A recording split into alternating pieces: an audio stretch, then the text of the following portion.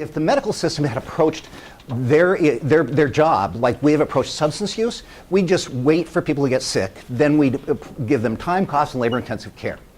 And so most people are strung out, all strung out. That's a terrible word to use when you're talking about drugs, aren't they?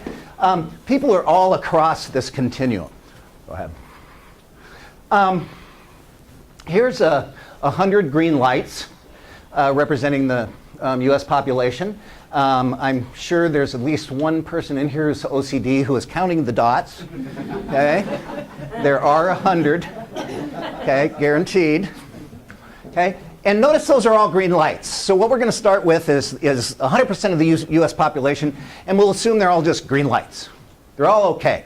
No problem, right?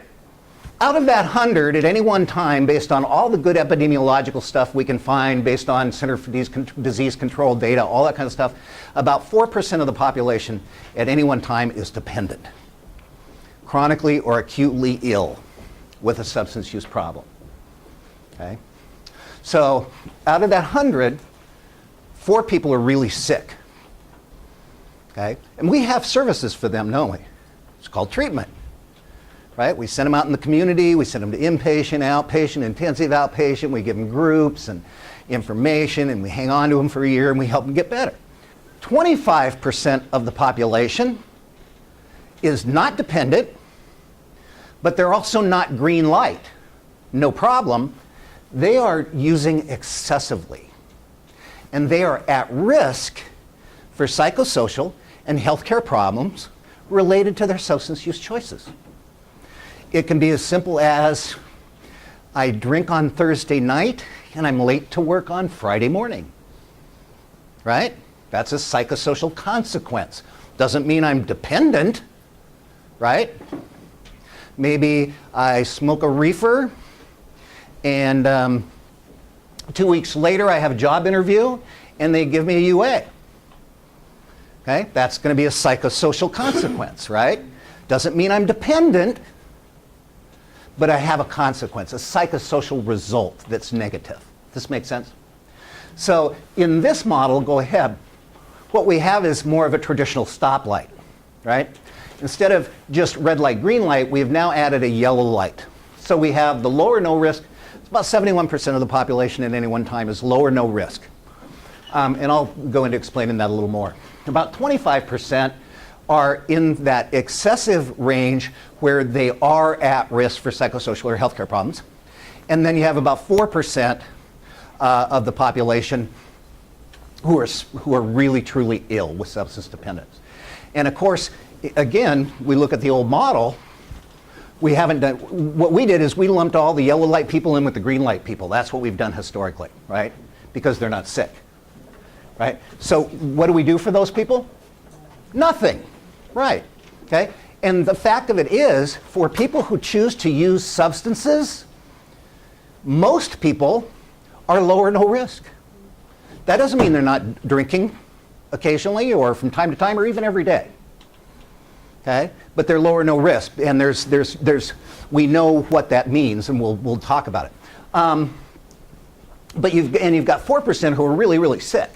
But then you've got 25% who aren't really, really sick, but they're at risk for all sorts of stuff. What kind of stuff might you be at risk for if you're using substances excessively?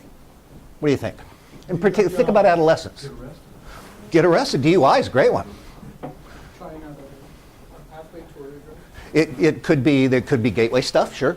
Can't get your license. Maybe, okay, maybe can't get your driver's license. Yeah, absolutely. Relationship issues. Okay. I'm sorry? Dropping out of school. Dropping out of school, sure. You know, doing poorly, absolutely. And there's other stuff, things like, getting punched in the nose when you're tipsy at the kegger, right? Date rape, right? I always wear a condom except when I'm drunk, and when I'm drunk I don't, and now I've got herpes. Okay? There's that kind of stuff. Domestic violence. So there's all sorts of potential consequences to excessive use, but the people aren't sick. They're not dependent. They're making a choice about their substance use that's resulting in psychosocial problems or healthcare related problems, but they're not sick, not dependent, not in that old model. So again, these people need treatment, everybody else, we don't do anything. So this just gives you an idea sort of how people will break out. The people who are low risk, maybe they've never used substances, or maybe they use substances and now they're not, or they're using substances in a way that we would classify as low risk. You've got the people in the middle who are clearly, above this. They're moving up potentially towards dependence. They may have some symptoms of dependence, but they're not diagnosable. And then you have the 4% up top. It's a 6-to-1 split. For every one person who's chemically dependent, there are 6 people who are using excessively or at risk for a whole plethora of problems. Here's an interesting factoid. In Washington State, we've been keeping data since 1970 on DUI. If you get a DUI in Washington, the state of Washington, you get a full biopsychosocial assessment. Year in and year out, 75% of the people who get DUIs in Washington State are not dependent. They clearly have used excessively. They clearly have a psychosocial problem related to their substance use choice and their behavior, but they're not dependent. Because we have a tendency to just go focus. If someone has a problem with a substance, they must be dependent. This model says, no, there's a continuum of problems. And dependence is just one of them, is one potential negative consequence to substance use. Most of your kids are not dependent. In fact, I would guess that few of them are. That doesn't mean they're not using, doesn't mean they're not using excessively, those kinds of things. But the likelihood that they're truly dependent is pretty low, I'm guessing. Okay? Not all of them, but most of them, I'm guessing. But we have a tendency to think if Joel smokes marijuana, he must have a marijuana problem. We have a tendency just to think that way. Okay? This model says that's not necessarily true. There's maybe negative consequences for Joel, there may not be. But he's likely not dependent just because he occasionally smokes a reefer. Go ahead. Here's the deal. If we could right now in this room come up with a magic bullet to cure every single substance-dependent person in the country, we wouldn't even come close to curing most of the substance-related problems.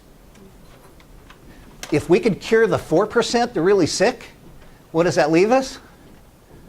25% that are still getting DUIs, right? That are still engaged in domestic violence, not showing up for work, right?